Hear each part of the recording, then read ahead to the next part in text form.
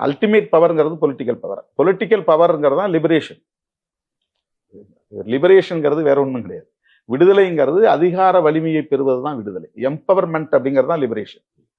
Empowering women அப்படின்னா நாமார்க்கும் குடியல்லோம் அப்படிங்கிற உணர்வு தான் லிபரேஷன். அது எப்ப வரும்? நான் யாருக்கும் அடிமை இல்லைங்கிற உணர்வு எப்ப வரும்னா என் கையில அதிகாரம் இருந்தா தான் வரும்.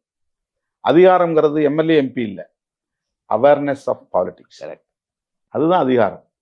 அப்ப இந்த இந்த இந்த பார்லிமெண்ட் என்னுடையது, இந்த பார்லிமெண்ட் டெமோக்ரஸி என்னுடையது, இந்த பொலிட்டிக்கல் பவர் என்னுடையது அப்படிங்கிற உணர்வே இல்லாம அருந்து கிடக்குது உழைக்கிற மக்கள்.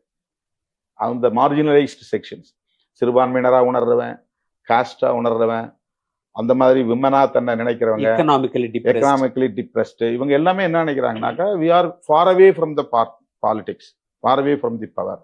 நமக்கு அதுக்கு சம்மந்தம் இல்லை. அதெல்லாம் வேற யாரோ அதிகாரத்துக்கு போறவங்களாம் அவங்க வேற அதுக்குன்னு பிறந்திருக்கிறாங்க அப்படின்னு நினைக்கிறாங்க.